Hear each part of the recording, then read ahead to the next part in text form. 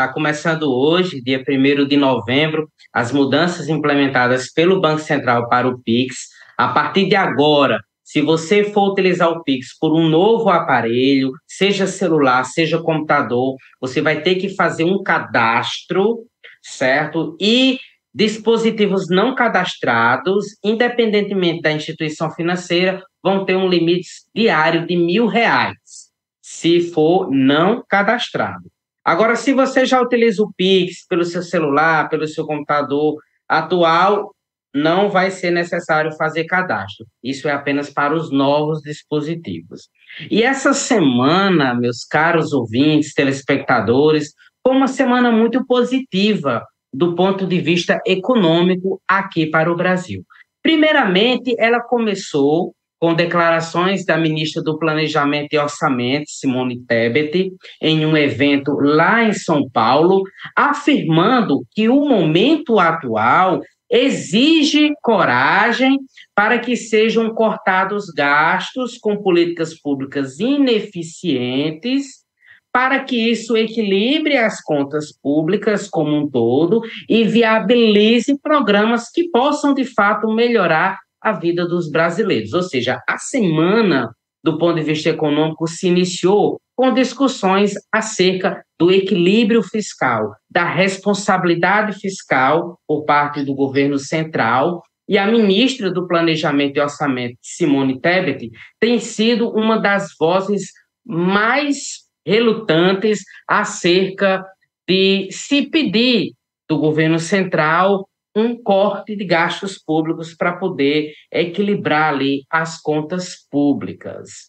No início da semana, na terça-feira, foi divulgado o Produto Interno dos Estados Unidos desse terceiro trimestre, que cresceu 2,8%, um pouco abaixo das expectativas do mercado, que acreditava que o PIB norte-americano iria crescer no terceiro trimestre 3%.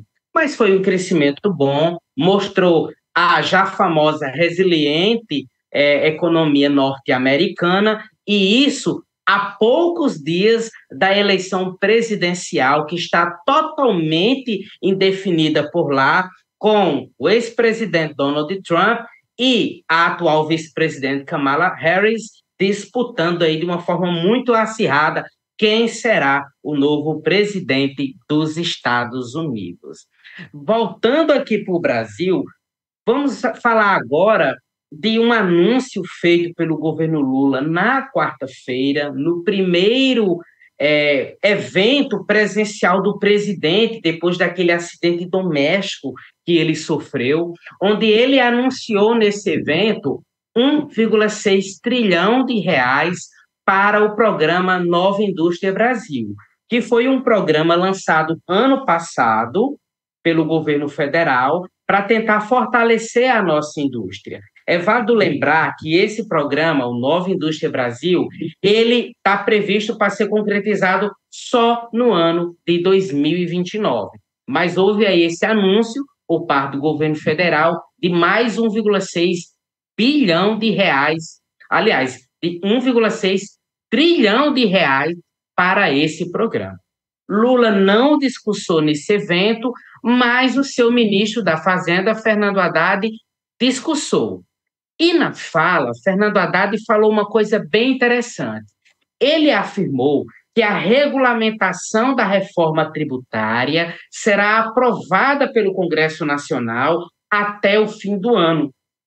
O projeto de reforma tributária, meus caros ouvintes e telespectadores, está em tramitação na Comissão de Constituição e Justiça do nosso Congresso Nacional e também no Senado, e há uma série de audiências públicas programadas para a discussão do tema. Segundo Haddad, o texto será sancionado por Lula ainda nesse ano. Olha, nós tivemos dados acerca dos empregos aqui no Brasil muito positivos. O Brasil, ele abriu 247.818 vagas formais de trabalho em setembro. Quem fez essa divulgação foi o Ministério do Trabalho e Emprego, por meio de uma pesquisa, de um cadastro que se chama CAGED, que é o Cadastro Geral de Empregados e Desempregados. De janeiro a setembro, acompanhe aí, foram criados 1.981.557 empregos líquidos.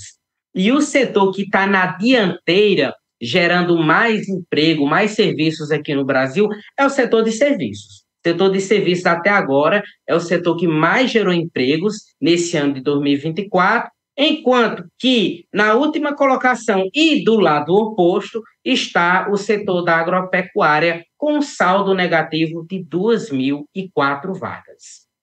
Junto com os dados do CAGED, o IBGE ele também divulga os dados de uma pesquisa chamada de PNAD contínua.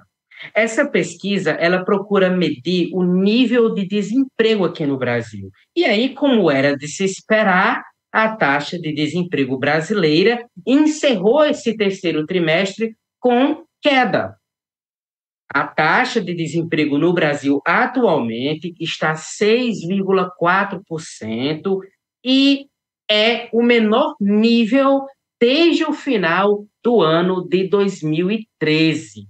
O número de pessoas desempregadas aqui no nosso país caiu para 7 milhões de pessoas. E já o total de pessoas ocupadas alcançou 103 milhões de pessoas, o que é um novo recorde.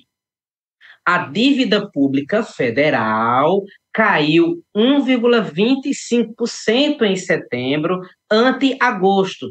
Os dados foram divulgados ontem pelo Tesouro Nacional e, no momento atual, a dívida pública está em 6,9 trilhões de reais. Já agora pela manhã, nós tivemos um dado acerca da nossa indústria. A produção industrial no Brasil avançou 1,1% em setembro, comparado com o mês de agosto, e o mercado de trabalho aquecido, como a gente acabou de acompanhar nos dados aí de desemprego, de emprego e de desemprego, e o aumento da renda acabam favorecendo a indústria brasileira. Na economia, tudo é um conglomerado de coisas. Então, se o emprego vai bem, se a renda vai bem, isso acaba também reverberando na indústria e acaba pressionando a inflação. E por falar em inflação, lá no início da semana, o Boletim Focus, divulgado pelo Banco Central, apontou que a inflação, o PIB e o dólar terão uma alta, terão uma subida até o final de 2024.